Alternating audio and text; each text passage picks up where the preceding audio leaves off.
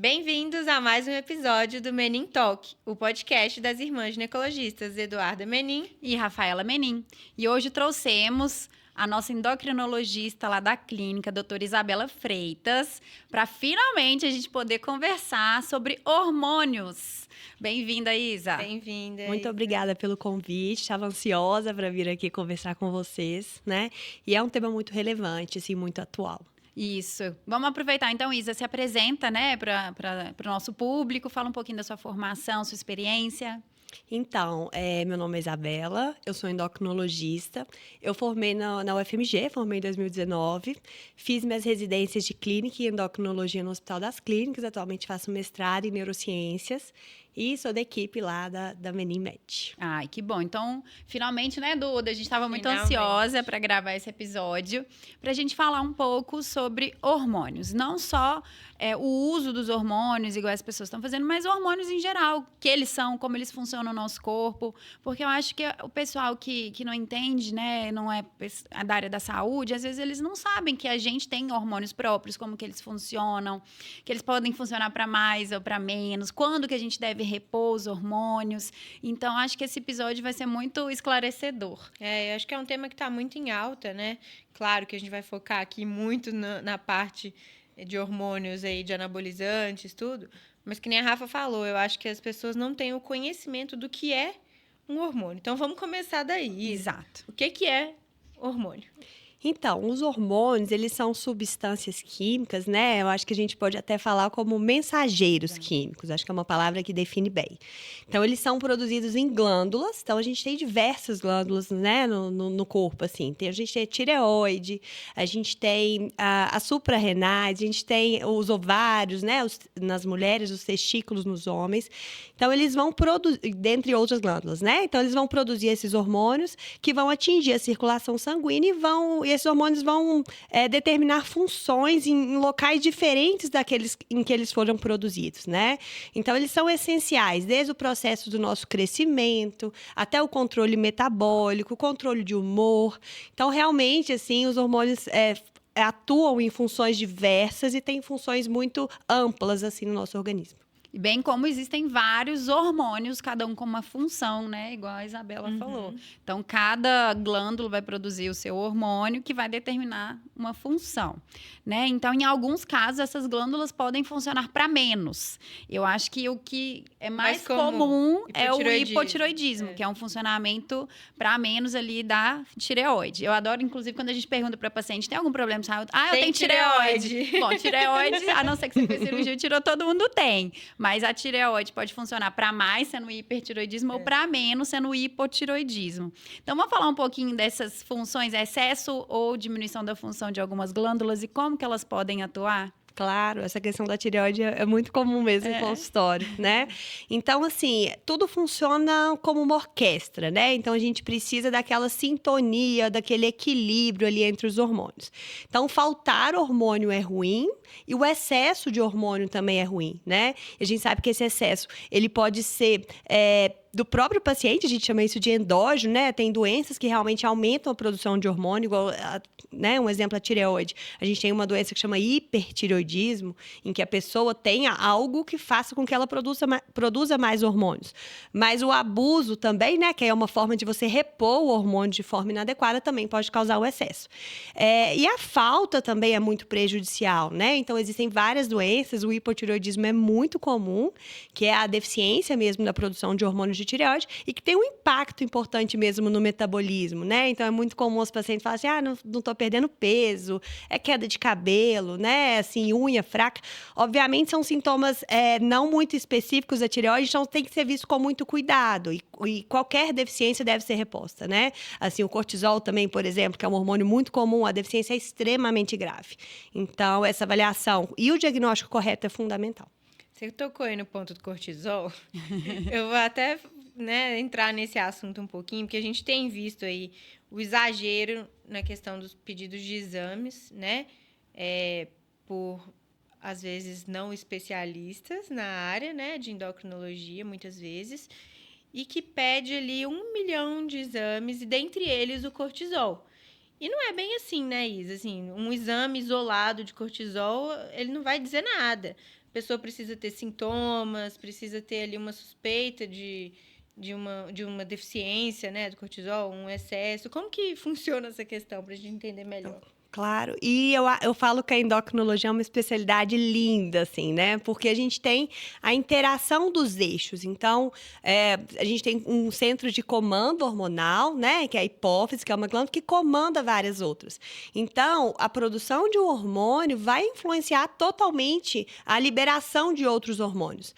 E alguns eixos, quando a gente vai avaliar, não basta a gente simplesmente ir no laboratório e dosar o exame. Então, a gente precisa de provocar. Então, às vezes, a gente vai dar uma medicação para provocar um excesso.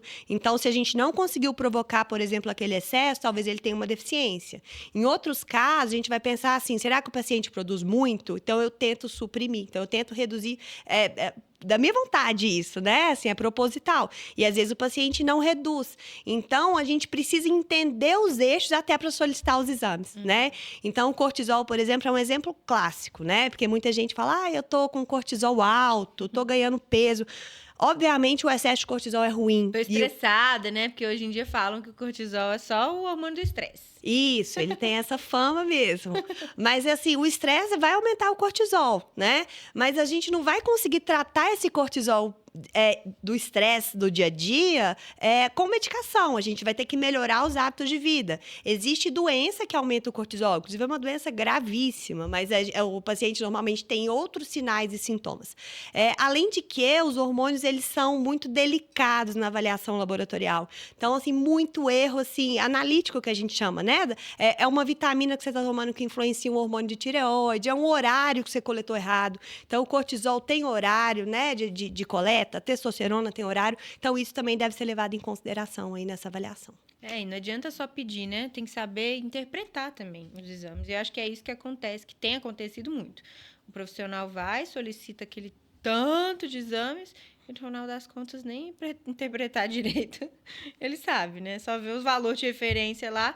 E muitas vezes, na nossa prática, a gente nem usa o valor de referência que está ali do laboratório. Porque vai depender da queixa, da clínica do paciente, da sintomatologia, né?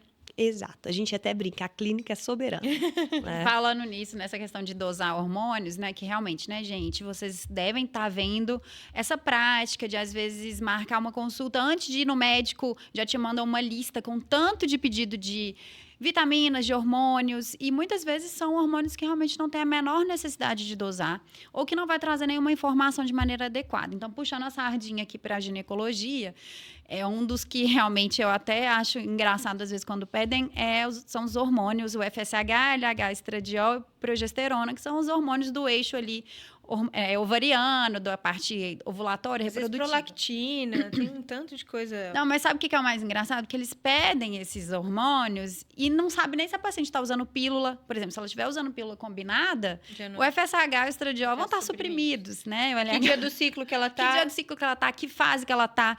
Então, eu já recebi paciente que estava tentando engravidar, falando que foi num colega, e ela fez dosagens hormonais no início do ciclo e a progesterona estava baixa. É óbvio que a progesterona estava baixa. É esperado que estivesse baixa nessa fase, nos primeiros dias da menstruação. E aí o colega falou, sua progesterona está baixa, nós vamos suplementar progesterona. Passou progesterona para ela todos os dias. A progesterona faz o quê? Bloqueia o LH, que é um hormônio responsável por liberar o óvulo do ovário, uma paciente que quer engravidar.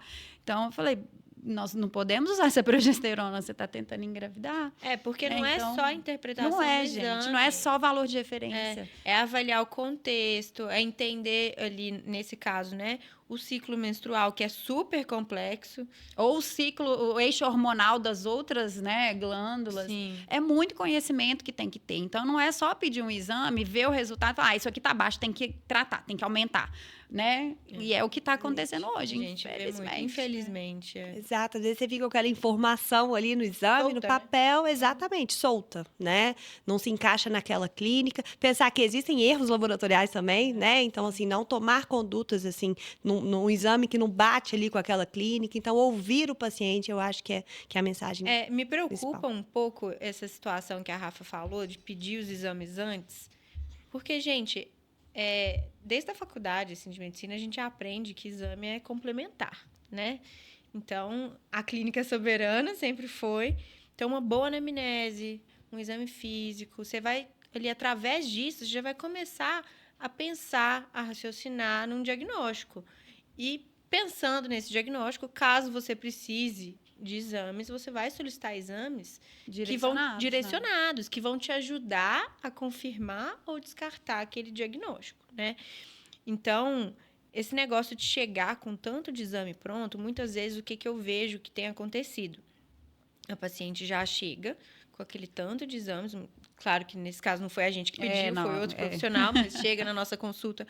Eu fui fulano, já fiz esse tanto de exame, eu trouxe para você ver também. E muitas vezes uns resultados soltos que ela não tem queixa, que ela não tem clínica, mas às vezes um exame que ela viu lá está diferente do valor de referência. Está alterado, entre aspas. Porém, ela não tem queixa, ela não tem clínica nenhuma. E muitas vezes foi um achado de exame, foi um erro laboratorial. Aquilo não vai ter significado clínico nenhum. Só que a paciente fica extremamente preocupada com aquele exame.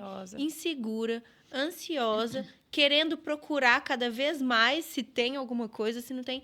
E isso acaba fazendo mais exames, muitas vezes de imagem, exames desnecessários.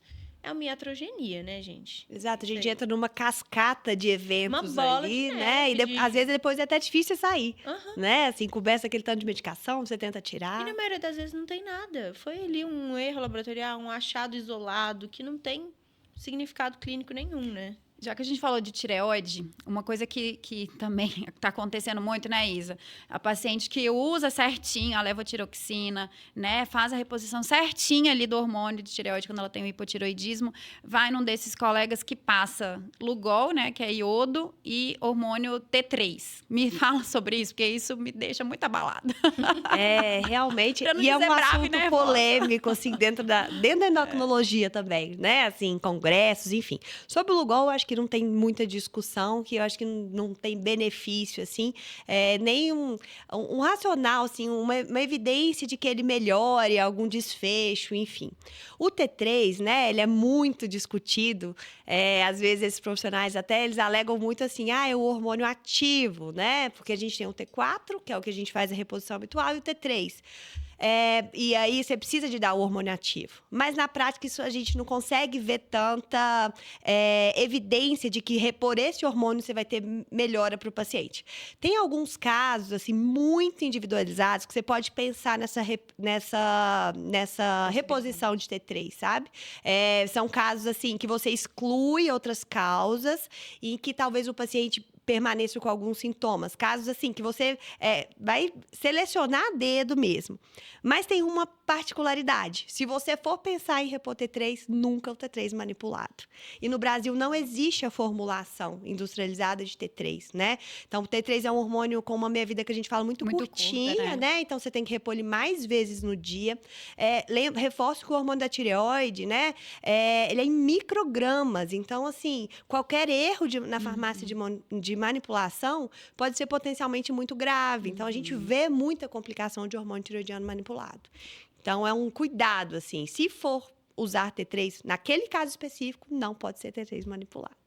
Falou em manipulado, vamos aproveitar. Eu ia falar aqui, isso então. agora, aproveitar o gancho. Vamos aproveitar o gancho, porque na minha área, né, que a gente também trabalha em conjunto, né, Isa, na parte de menopausa, né, a gente já fez vários pods aqui, né, Dudas, sobre menopausa, a gente já falou sobre reposição, quando é indicado, mas eu acho que nunca é demais a gente falar, né? Então, mais uma vez, a reposição hormonal a gente faz para pacientes dentro da janela de oportunidade, que é até 10 anos depois da menopausa, com menos de 60 anos, em boas condições de saúde, que não tenha nenhuma contraindicação formal.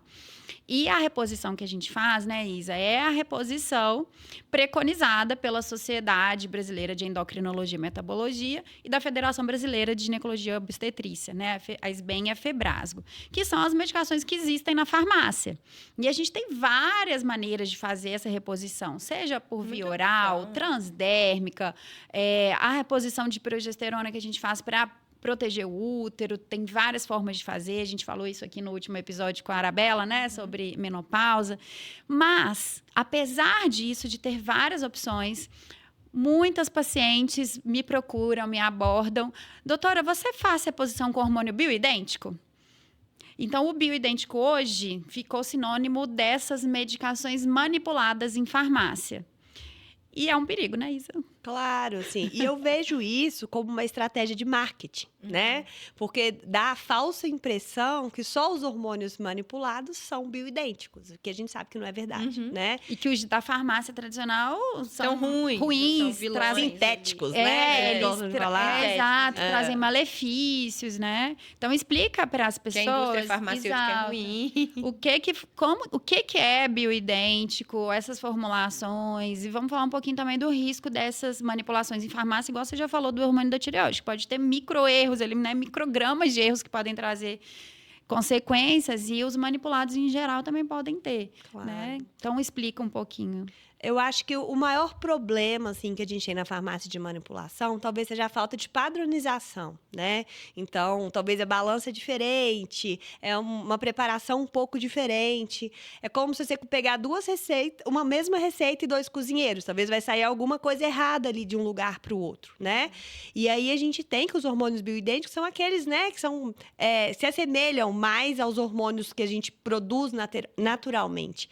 E nas farmácias tradicionais, aí da indústria, a gente tem uma maior fiscalização, a gente tem uma padronização na realização, na dosagem desses hormônios, e por isso é a via mais segura de prescrição. Exato, já foram feitos estudos de biodisponibilidade, de eficácia, de segurança. Tem bula que vem falando, né, riscos, efeitos dá o respaldo colaterais, ali, né? que dá respaldo. Então, na farmácia de manipulação não tem nem bula. Você não sabe nem qual que é o efeito esperado, e se acontecer um efeito inadvertido ali, né, um efeito adverso da medicação. Se realmente que a acontece? posologia é a correta, o modo de ação, liberação, né? Como que essa medicação interage no seu organismo. Então, tem gente que vai... Por exemplo, nós duas, a gente manipulou na mesma farmácia, mas no meu corpo pode absorver mais rápido e essa medicação fazer um pico de ação na corrente sanguínea, e no seu já pode ser mais lento. Então, existem essas diferenças, né? Você não tem uma uniformidade ali, nem do manipulado e nem na interação com o organismo da pessoa, né? O processo de produção ali é muito mais variável, Exato. né? Eu gostei dessa comparação que a Isa fez em relação do cozinheiro ali, do chefe. Isso aí eu vou usar, vou pegar na minha prática. Porque realmente, gente, eu fiquei pensando enquanto você estava falando. Uma receita, se eu e a Rafa fizermos aqui agora, Pode ser totalmente diferente. a minha pode ficar muito gostosa e a da Rafa muito ruim. ou Usando ao os mesmos contrário, usando os ingredientes, mas vai mesmos mudar às vezes a marca, né? Então, Um errinho de Exato. balança, né? Assim, A exatamente. forma de preparo ali, um tempinho, um segundo a mais que ela deixou ali, realmente isso faz todo sentido. E eu queria deixar claro que na indústria farmacêutica, os hormônios que a gente utiliza para fazer a reposição hormonal da menopausa, né, a gente utiliza 2 hormônios. Um é o estradiol, que é o estrogênio, e nas pacientes que têm útero, a gente tem que usar a progesterona para fazer a proteção da camadinha interna, que é o endométrio.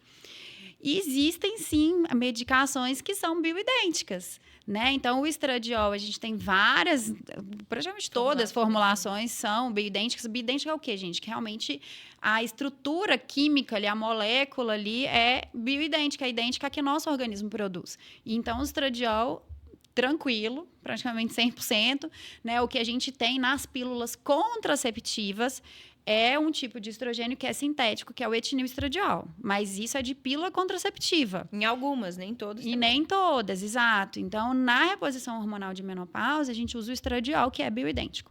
E dentre as progesteronas que a gente pode usar, existem as progesteronas bioidênticas, né? Então, a gente tem também, gente, viu?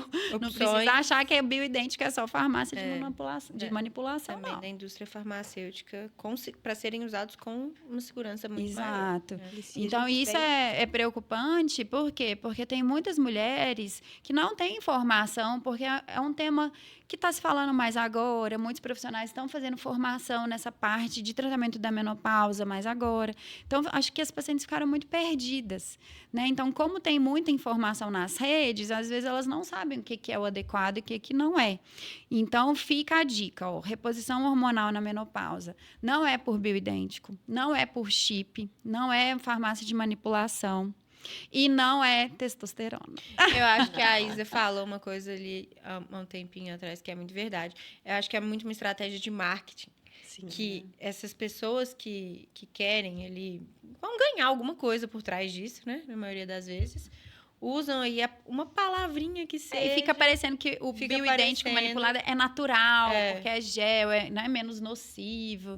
Mas não, Eu acho que gente. eles acabam usando, assim, alguns argumentos, às vezes pegam resultados de falha em formulações de hormônio muito antigas, porque antigamente realmente a gente não tinha, né, esses bioidênticos na nossa prática. E as coisas mudaram muito, assim. Nossa, evoluiu Então, muito. até em relação, por exemplo, a risco de trombose, enfim, teve uma época aí, mais, né, alguns anos atrás, que ninguém usava hormônio, né? Antigamente todo mundo usava, vieram os estudos, todo mundo parou de usar. E a tendência hoje é que a gente use mais pela segurança, né? Então, Exatamente. a gente também não pode, né, deixar de tratar baseado em dados muito antigos, porque eu acho que esse Exatamente. pessoal acaba fazendo isso. Não, com certeza. Pega uns estudos mega atrasados aí para aproveitar disso, né? Exato. Aí vem uma atriz na televisão e fala assim: eu tô aqui fazendo minha reposição hormonal. Ó, estradiol gel, progesterona gel e testosterona gel. Não preciso nem falar quem que é. Tudo manipulado. Tudo manipulado. E aí a paciente que é leiga olha aqui e fala: nossa, mas eu tô usando aquele que o meu médico passou na farmácia. Se o dessa atriz é esse, então o dela é muito melhor. Então, gente, outra coisa. A progesterona que é usada para proteção do endométrio, ela não pode ser feita por via transdérmica, salvo no caso do adesivo que já existe, que vem com estradiol e progesterona junto. Então, o gelzinho de progesterona não tem ainda estudos que mostrem segurança, que ele faz a proteção de endométrio. Então, nesse caso, a paciente está correndo o risco de ter um câncer no futuro aí, um câncer de E, endométrio. gente, aqui a gente não é contra a manipulação, não é isso. A partir do momento, se em algum momento surgir evidência científica de que tem segurança, de exato. que tem, a gente pode confiar, de que é realmente semelhante ali, né? E que vai ser bom para o paciente, a gente muda o discurso. Se a não tem Febrasga e a problema. SBEM recomendar, é outra história, mas Por enquanto enquanto- não for, né, a via adequada, a maneira adequada de fazer o tratamento, a gente vai continuar seguindo a recomendação oficial. A mesma coisa para a chip hormonal, né? Então, vamos falar um pouquinho, Isa, do que é chip, né? E como que funciona, o que tem de hormônio dentro, porque realmente pode variar. O chip, na verdade, é uma via, né, de administração de hormônios que podem ser N hormônios. Então, explica um pouquinho aí o que é o tal do chip. Então, o chip, né, ele ganha vários nomes, apelidos aí da medicina, no Instagram, principalmente. E nada mais é do que realmente um uso externo de hormônio naquela via ali transdérmica, né? Aquele implante hormonal. Então, o pessoal é criativo, assim. Eles colocam vários hormônios no chip, mas os mais comuns, né, são os esteroides anabolizantes. Então, principalmente a testosterona, a gestrinona, às vezes até com uma falsa indicação aí de tratamento de endometriose, né? Assim, que a gente sabe que o tratamento também adequado não é dessa forma, mas acaba que o paciente começa a usar. E em alguns casos, a indicação do médico prescritor é realmente performance, né? Melhora de ganho de massa magra, enfim, o que a gente sabe também que não é a prescrição ideal aí desses hormônios. E acaba que o que acontece, esses implantes, o paciente vai tendo uma liberação lenta daqueles hormônios ali e de uma forma que a gente não consegue controlar. Exato. Então, daí vem o principal risco, eu acho, né? Porque a gente conhece muito bem os riscos dos esteroides anabolizantes e nessa via a gente ainda perde totalmente ali aquela administração. A quantidade de hormônio que vai ter no chip, como que vai ser liberado, Quanto tempo que vai durar, como que esse organismo vai receber, se vai fazer pico de ação, se vai liberar lento. E aquilo que a gente falou do manipulado também, né? Cada organismo pode ser de um jeito, cada chip pode ser de um jeito. Então, às vezes, tem chip que tem paciente que vem usando, né? E tem estrogênio, progesterona, gestrinona, testosterona. Já tem até combo. metformina. Tem combos, né, de hormônios. E é isso, né? A gente não sabe dose, tempo de duração, efeito. E aí vem o risco dos efeitos colaterais. Eu né? já vi paciente que teve aí, que falou que, coloquei, sei lá, 6 meses atrás, mas o médico falou que durava 6 meses. Mas ainda está tendo efeito. A gente perde realmente esse controle da disponibilidade. Da biodisponibilidade. Porque tem paciente que dura um tempo mais curto, tem outras que duram um tempo mais longo. E outra questão é que, às vezes, se a paciente tiver um efeito colateral, assim, grave, que precisar de tirar, muitas vezes não consegue achar aquele chip ali mais, né? Então, eu já tive paciente, que... tô sentindo isso, você vai ter que voltar em quem inseriu, porque né? Assim, ele vai ter que tirar, tem que achar onde que tá e tentar tirar, então. E se não achar, vai ter que esperar o tempo aí da biodisponibilidade até passar o efeito do hormônio, né? Então, a gente alerta muito, né, Duda? Assim, a Isabela, com certeza, também no consultório, sobre os riscos do uso de hormônios androgênicos que não, né, quando não estão bem indicados. E os riscos para as mulheres, vamos falar primeiro das mulheres, né?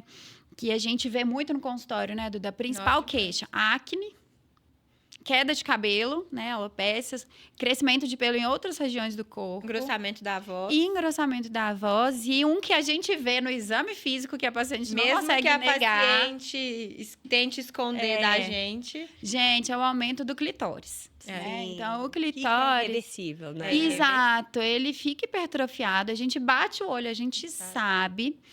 E realmente, infelizmente, é irreversível, assim como a voz também, né? E uma coisa que me deixa triste, né? Que muitas vezes a pessoa procura esses métodos querendo melhorar a autoestima. E às vezes ela acaba encontrando efeitos colaterais ali em que vão deixar mais insegura, né? Que vão trazer muito desconforto estético, né? A questão dos pelos, da voz. E às vezes ela não é orientada em relação a isso, né? Isso a gente falou de alguns sintomas comuns que a gente consegue enxergar mais, entre aspas. Exato. Fora os efeitos ali, né, que já se sabem que a gente tem de riscos metabólicos internos. Então, fala um pouquinho desses outros riscos, Isa. Claro, eu até falo muito com os pacientes assim, né? Não existe uso seguro nem sob orientação médica.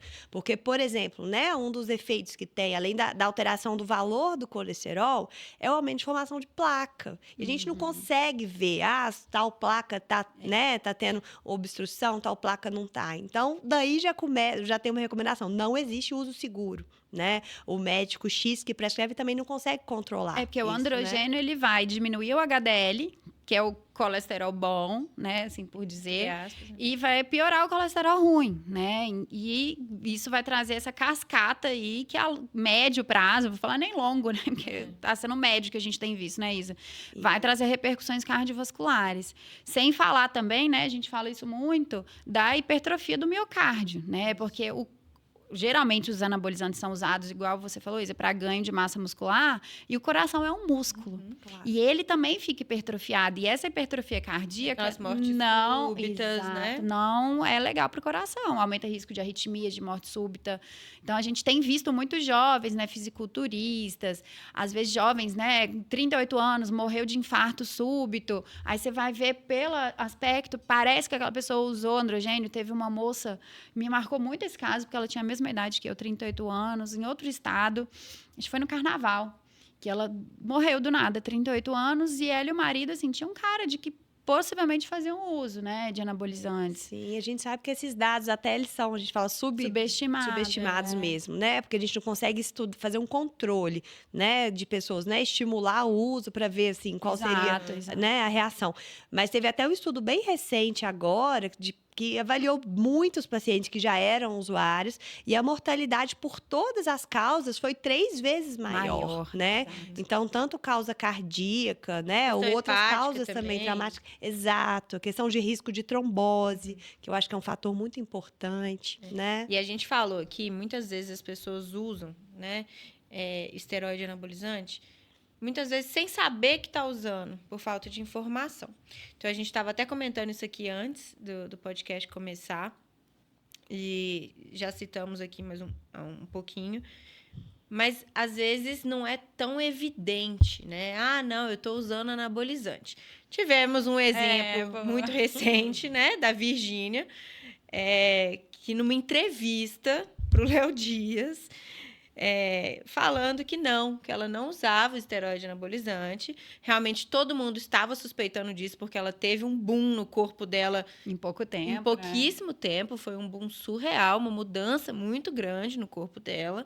E ela negou que estava usando esteroide anabolizante. Não uso não. Talvez para o carnaval. Mas eu tenho chip de gestrinona. E testosterona. E minha voz até engrossou.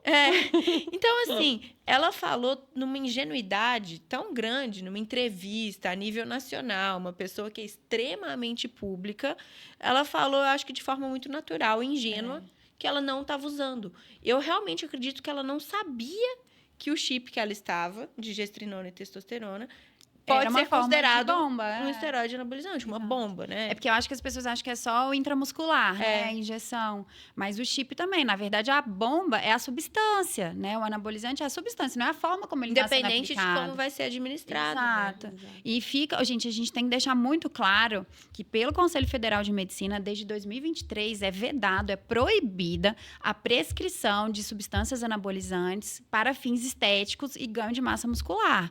Então, isso é proibido aqui no Brasil. Né? Proibido prescrever, proibido fazer comércio, proibido anunciar isso. Ou seja, os médicos que estão fazendo isso estão indo contra a recomendação, né, do Conselho Federal de Medicina, gente. É uma coisa muito séria isso. E ano passado, em 2024, a Anvisa chegou a proibir, né, a manipulação de chips e a inserção de chips hormonais, mas infelizmente devido a uma pressão muito grande acho que foi no Senado, né? Sim. E aí a Anvisa voltou atrás, porém colocou regras, né? Então, para prescrever o chip tem que ser em casos de deficiência comprovadas, né? E a paciente tem que assinar um termo de consentimento, tem que ter 3 vias da prescrição, uma fica com o médico, uma fica com a farmácia, uma fica com a paciente. O médico é obrigado a comunicar os casos, né, de efeitos colaterais. Foi uma forma aí de tentar regulamentar, porém a Sociedade Brasileira de Endocrinologia e a Febrasgo continuam sendo contra, né, essa manipulação. Mesmo com essa liberação. Exatamente. Então, pela Anvisa, não é proibido, mas não é recomendado pelas sociedades médicas a prescrição. E vamos deixar bem claro aqui, Isa, porque eu trabalho com reprodução humana, então eu vejo também muitos homens que usam. A gente falou aqui das mulheres, mas a gente precisa falar dos homens. Por quê? Eu já perdi as contas de paciente que me procura tentando engravidar, tá? Há 6, 8 meses tentando engravidar. E aí, na conversa, na anamnese e tudo, o marido faz uso de alguma substância, alguma medicação, algum hormônio. Ah, sim, ele usa bomba. E aí eu peço o espermograma e não tem espermatozoide no sêmen, né? Então, um dos efeitos do anabolizante para o homem é o bloqueio do eixo hormonal que faz a produção dos espermatozoides. Então, muitas vezes ele está liberando o sêmen, o líquido ali na ejaculação, mas não tem espermatozoide. E às vezes a mulher fica meses tentando engravidar, chora a cada menstruação ali e por causa de uma ausência de espermatozoide. Né? Nem pensa. Às vezes o homem não sabe também. Ele fala, doutora, mas eu fui no urologista, eu fui no endócrino, ele me passou. Eu falei, mas você falou que você está tentando engravidar? Falei. É impressionante. E a gente não consegue saber, né, qual é o homem que vai evoluir, talvez, com uma infertilidade permanente. Porque muitas vezes, na hora que você suspende, se for um uso muito curto, você até consegue recuperar, né? Mas tem homens também que você vê que usou por pouco tempo e não recupera. Então, eu acho que é um risco que eu acho que não vale a pena, assim, passar por ele, né? Não vale a pena. E às vezes eles começam sem saber que aquilo ali é bomba. Então, eu acho que isso é importante também, assim. O nome bomba, ele vem disfarçado, né? Então, tem o chip hormonal. O pellet. O gelzinho da testosterona, a modulação hormonal, a reposição. Então, tomar cuidado com esses nomes também falsos, né? Que dão uma falsa impressão ali de serem seguros. E, infelizmente, às vezes, né, as substâncias anabolizantes, elas são incentivadas por profissionais de educação física dentro das academias. Outro dia, eu atendi uma paciente de 35, 36 anos e ela me falou, doutora, eu queria ver porque me indicaram usar oxandrolona, que é um tipo de hormônio, inclusive é via oral. Que, assim, pensando em questão hepática, é ainda pior, né? Porque me indicaram, falaram que é mais tranquilo. Eu falei, não tem nada de tranquilo. Quem te indicou? Foi algum médico? Não, foi meu personal lá da academia. É impressionante, porque quando a gente vai prescrever, tem toda uma burocracia. Nossa. É CPF na receita, é CID. Mas para conseguir, né, fora da farmácia... E isso é um perigo, muito né? fácil. A gente tem que alertar, porque às vezes a pessoa Mercado leiga... Exato, ela tá lá na academia. Não, meu personal falou que para eu melhorar minha performance, para eu ganhar massa muscular mais rápido, se eu usar esse gelzinho ou esse comprimido, vai ser... Mas, gente, que não faz mal, que é só um pouquinho, mal, só por um tempo. E, gente, o que eu fico impressionada também é que, mais uma vez, né? Isso aí a gente sempre fala aqui também. As pessoas têm pressa para tudo. elas começaram a academia ontem, há 3 meses atrás. 30 anos cultivando 30 anos sedentarismo cultivando em 3 meses. sedentarismo. É um corpo, né? Maravilhoso. E aí, em 3 meses, falam, porque eu não tô tendo resultado. Ô, gente, pelo amor de Deus. Você ficou 30 anos aí comendo no sofá, sem fazer uma atividade física. Aí você vai pra academia ali, malhar fofo, treinar fofo, 2, 3 vezes por semana e acha que continua comendo tudo errado e acha que em 3 meses realmente você vai ter o corpo da Virgínia que tá usando chip de Exato. testosterona. Fora as entendeu? plásticas, né? Exato. Essa comparação é cruel. É cruel. muito cruel. Acho que as redes sociais, elas nos atrapalham muito nesse sentido, porque a gente tem um estímulo ali o tempo todo de corpos irreais. Uhum. E que a gente quer conquistar a todo custo. É. Eu acho que aí os hormônios entram como uma solução mágica aí, né? Como uma tentativa mesmo, já que eles são tão poderosos assim, né? Nessa modulação. Mas pensar que essa comparação realmente ela é muito injusta. E né? hoje vai além até do estético, né? Porque hoje essa modulação hormonal é vendida para desânimo. Tô cansada. Tô com baixa libido, né? Então, assim, meu marido é cardiologista, né? Ele já atendeu vários casos, assim. Chega o paciente que tá com sobrepeso ou obeso, não faz atividade física, né? Não come bem. Aí, realmente, a testosterona, se você dosar, vai dar um pouco mais baixo pelas condições metabólicas dele. E é um paciente que, se ele ajustar esses fatores de vida, ele emagrecer, comer bem, fazer atividade física, a testosterona endógena dele vai melhorar. Mas aí chega num profissional que vai falar, sua testosterona tá baixa, tá 280. Vamos repor. Nós vamos ter que repor. Aí vai repor. Por um tempo, talvez ele até vai sentir uma melhora de energia, mas se ele não modificar Os hábitos de os vida. hábitos, o real, o básico ali, não vai adiantar, gente. Nós estamos tampando só com a Eu peneira. até falo com assim, valorizem os profissionais que abordem as queixas com detalhe, né? Porque eu até brinco assim, seria muito mais fácil para mim, né? Muitos pacientes me procuram com cansaço, enfim. Se eu falasse assim, é uma deficiência hormonal, toma aqui a receita do hormônio, assim. Agora eu fico ali 1 hora, às vezes até mais na consulta, tentando abordar como é que tá o sono, relação com a família e os filhos. Trabalho.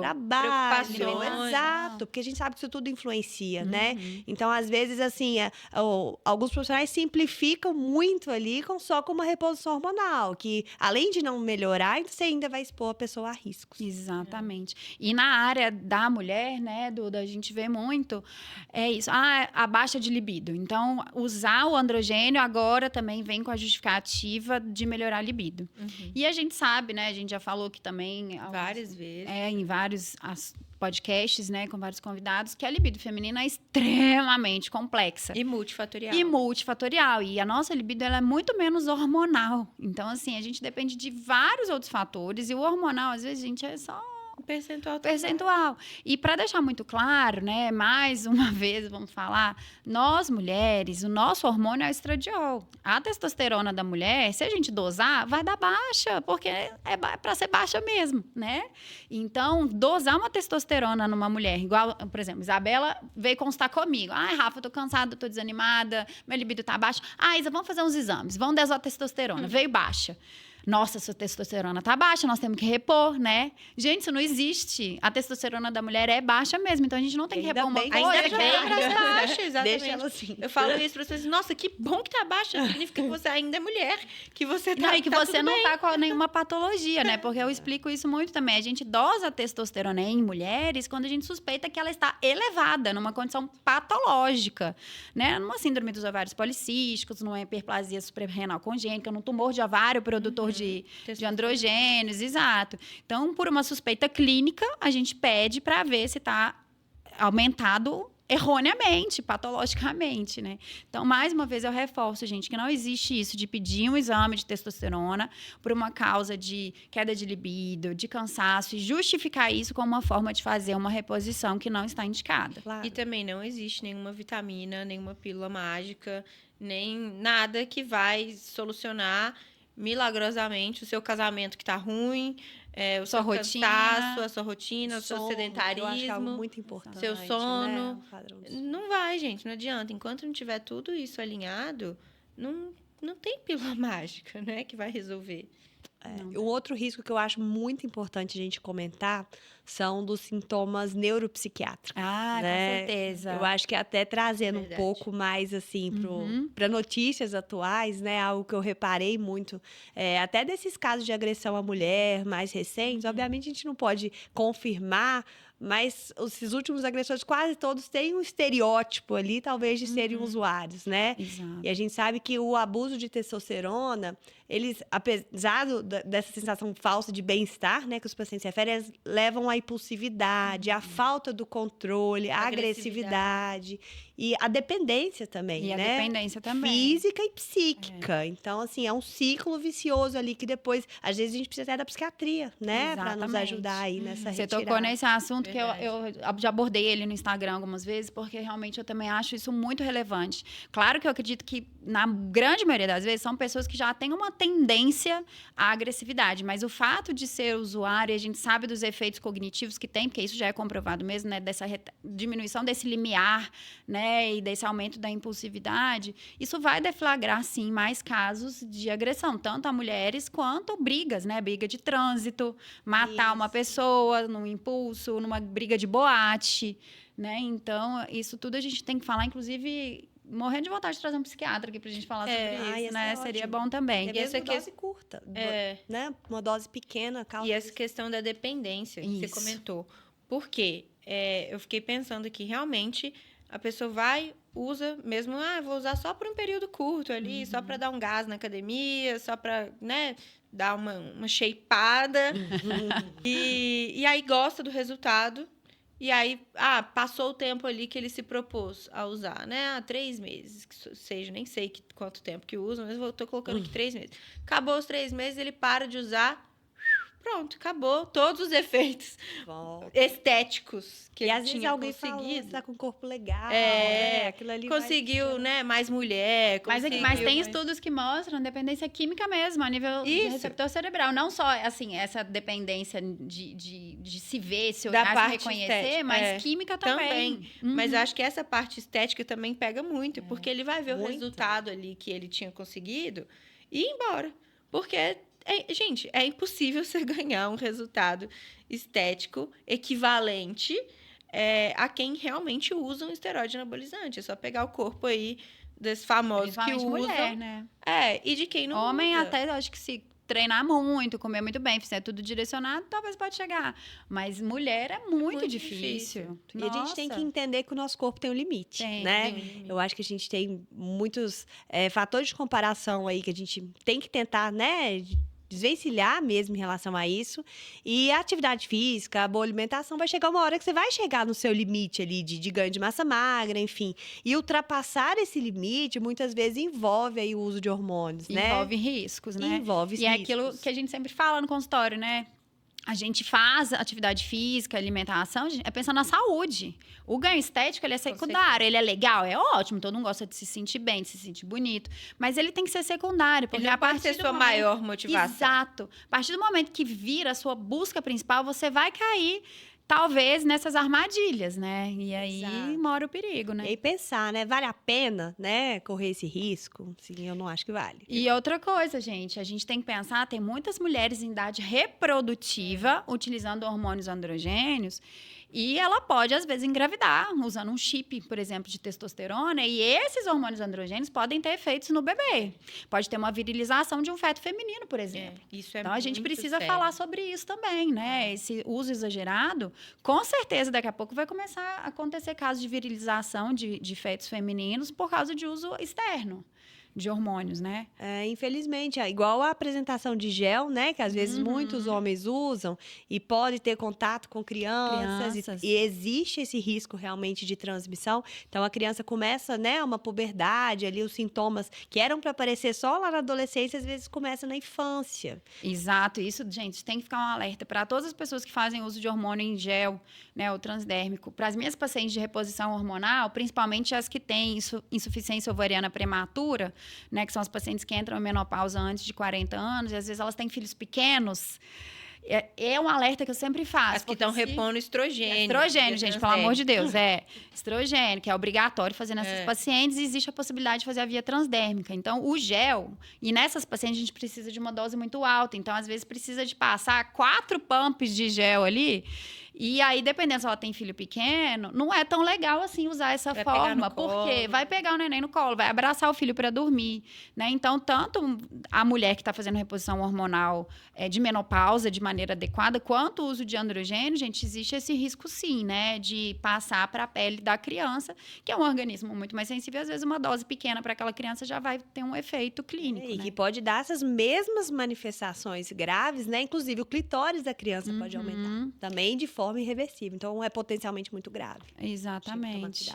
Nossa, muito triste isso, pensar. Não, é muita coisa envolvida, gente. Assim, me assusta muito, né, Isa? Porque a gente que tá lá no consultório, a gente recebe... A gente vê toda semana. Né? Exato, esse excesso, essa banalização por uma coisa que é arriscada, né, que deveria ser muito mais bem controlada, né?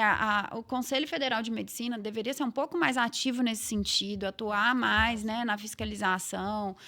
Hoje em dia, no Instagram, tem muita gente ainda que coloca lá inserção de chip, modulação hormonal, isso tudo é proibido. E na maior cara de pau lá, divulgando, fazendo marketing. E uma coisa que eu acho que pega muito é que tem muita gente nova usando, cada vez mais nova, né? Então, assim, adolescente, Exato. que às vezes ainda está ali em fase de formação, na puberdade, ou jovem ali, que tem uma vida inteira pela frente, e por causa dessa banalização de rede social, de influência de fisiculturista, que tem muita influência ali em rede social, é muito ativo, e aí vai para o campeonato, não sei o quê. E o adolescente, o jovem, começa a ver aquilo, e é uma fase que ele está em formação ali de autoestima, né? Às vezes, fala, não, eu preciso disso para conseguir pegar uma menina que ele quer na escola. E o adolescente ainda não tem o cérebro formado, Isso, assim, o lobo frontal para tomar decisões. Você viu o caso de um menino, acho que 16 anos, que usava androgênio, e ele publicou: eu prefiro morrer com 35 anos, mas ter o shape que eu queria. Né? Que ele não tem capacidade de discernimento de decisão, disso, gente. E né? usando, ele ainda piora, né? Assim, Exato, então é complexo mesmo. Eu até falo que eu acho que, como sociedade, a gente está doente, né? É até difícil você pensar em maneiras de sair, assim, né? Dessa bola de neve do mal mesmo. Eu acho que é muita conscientização. Nós precisamos, por isso a gente fez o podcast, de tanto as minhas pacientes pedirem: Rafa, por favor, fale sobre isso, que a gente fica ouvindo muito nas mídias sociais, só esse grupo falando sobre isso. Fala também. Nós temos a obrigação de falar, gente. O problema é isso, gente. Rede social é terra de ninguém. E aí fica essa banalização de informação, e o leigo, ele não consegue discernir mesmo o que é certo, o que é errado. A gente falou aqui da Virgínia, a gente deu o exemplo dela, que é uma pessoa que poderia ter todas as orientações do mundo quanto ao que está acontecendo. Mas é aquela pessoa leiga que realmente está ali só na rede social, passando feed, e aí vê alguém falando, se interessa pelo assunto e vai entrando, e cada vez que ela clica em o algoritmo vai trazendo mais informação sobre aquilo, e informação errada. Então, superficial, assim, né? superficial. Assim, videozinho de 15 segundos, não tem como você tomar condutas a partir daquilo ali, E né? muitas vezes ela toma uma decisão de fazer uso através disso, né? Exato. Por causa de uma influência superficial, rápida, sem saber das consequências. Vou contar um caso aqui, então. Segunda-feira, uma conhecida minha me mandou mensagem falando: Rafa, uma amiga minha de 44 anos e tal, marcou com esse médico aqui, porque ela falou que quer usar testosterona, mas eu tô achando meio esquisito, porque assim, eu vejo tudo que você posta, confere isso pra mim. Aí eu fui olhar o Instagram do médico, aí eu falei: picareta, ó, inserção de chip, soroterapia, entrei lá no site do Conselho Federal de Medicina. O combo da picaretagem. Olhei, não tinha especialidade médica, eu falei: olha, eu não aconselho, não. Aí ela falou que durante o almoço conversou muito com essa amiga e tal, e que a amiga desmarcou a consulta. Aí eu brinquei com ela: boba, menos uma vítima, né? menos uma vítima. Eu acho que os pacientes são vítimas mesmo, né? Porque ela precisou de informação, tá vendo? Porque aí fica aquela... É como se fosse uma briga, né? Que eles falam, a medicina convencional contra a medicina mais moderna. E não era pra ser isso. Não é era isso, pra gente trabalhar em equipe mesmo. E outra, né? a paciente pergunta, doutora, eu já vi que você se posiciona e que você é contra o uso de androgênios. Eu falei, gente, não existe de contra a favor. Existe o que é recomendado e o que não é recomendado. O que é certo e o que é O que errado. é certo e o que é errado. Se algum dia a Febrasgo e a SBEM falarem, não, nesse caso está autorizado fazer nessa dose, desse jeito, por tanto tempo, ok. Com estudo, né? Beleza, Mostrando não tem o segurança. menor problema. Mas enquanto isso não é realmente recomendado pelas principais sociedades médicas do mundo, não existe isso de contra e errado. Existe o que é respaldado e o que não é respaldado.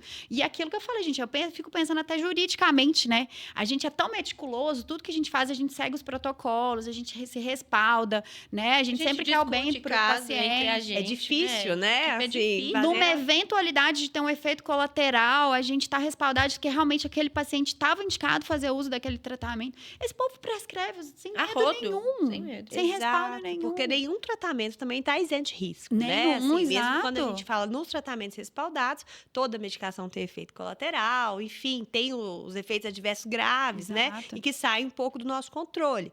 Mas eu acho que faz parte da medicina séria de você individualizar e tentar contornar isso para reduzir. Você precisa que o benefício seja maior que o risco, no Exatamente. final das contas, né? E cada paciente tem a sua história, tem as suas doenças, então você vai tentando escolher ali a melhor forma. Então, por isso é tão difícil, né? Não é imitar a prescrição do colega, enfim.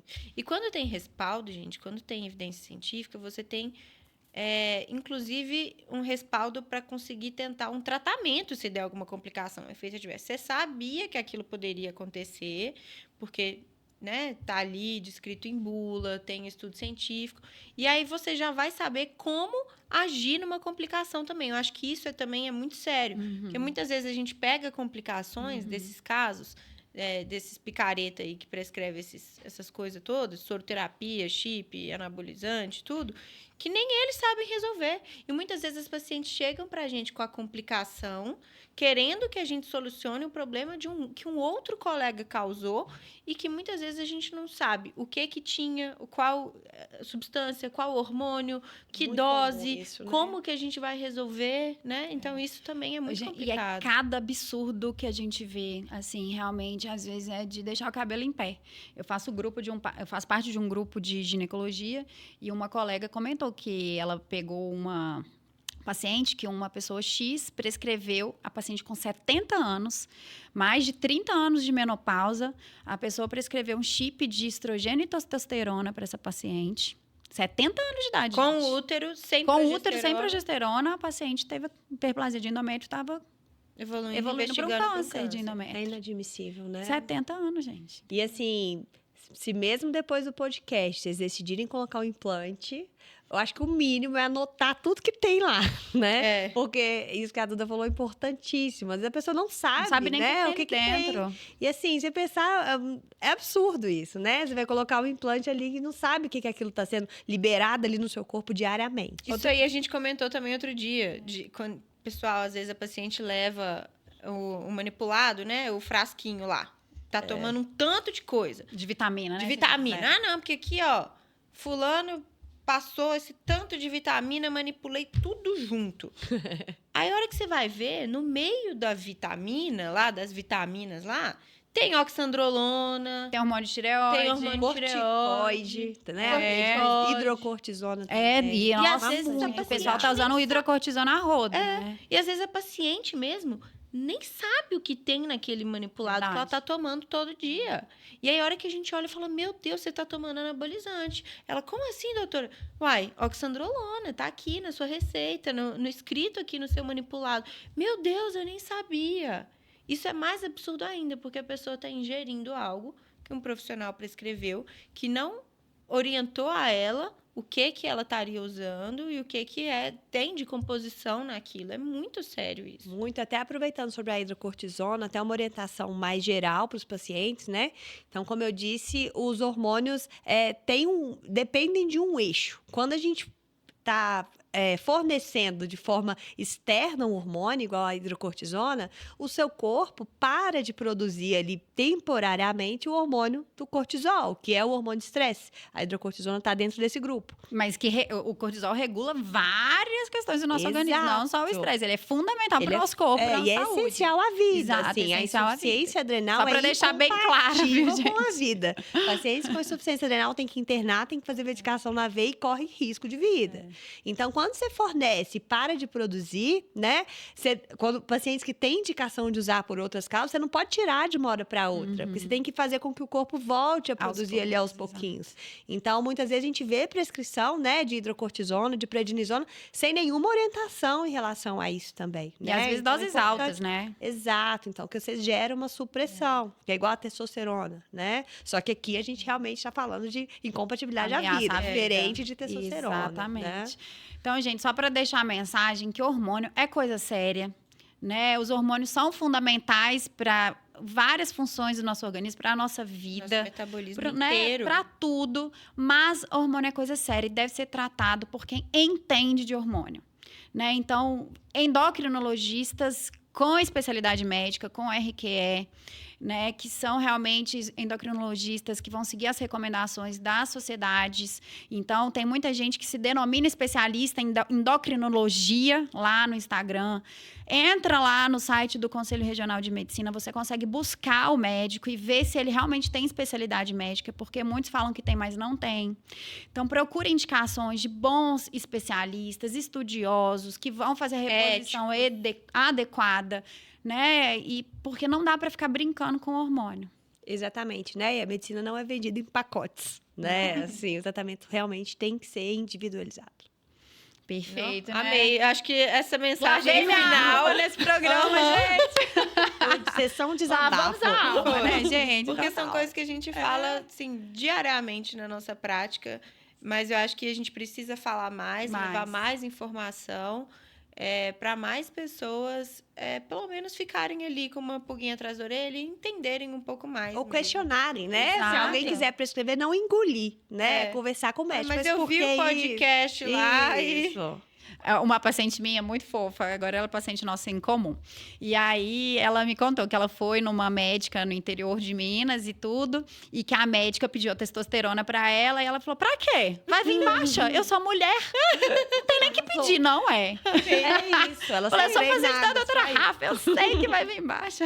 Eu fico feliz. Uma paciente nossa que a gente consegue explicar, orientar, que ela sai do consultório ali, né? Eu já fico feliz. É um conforto, pra gente. Que... De uma em uma, trabalhinho de formiguinha. Pode ser que na rede social, né, falem muito, mas uma que a gente consegue convencer por dia, a gente já está fazendo um bom trabalho, tenho certeza. Isso mesmo, gente. Rendeu aí pano pra manga, muito né? bom. Se Deus quiser, vamos pensar em mais episódios aí, né, Isa? Que esse é assunto, né, de metabolismo, de hormônios. Não, é um mundo pra gente poder abordar, mas já foi ótimo, muito bom. Casa muito com a ginecologia endócrina, né? Como que a gineco, né? A gente precisa dessa parceria, porque nós somos também, né, da endócrino gineco, então a gente precisa estar sempre junto. Então, vamos fazer mais episódios aí, mandem as sugestões de temas que vocês querem ver. Tem muita coisa pra gente falar, tá bom? Muito obrigada, Obrigada, Isa. Obrigada a vocês, adorei. Até mais. Beijo, pessoal. Beijo, boa noite. Tchau, tchau.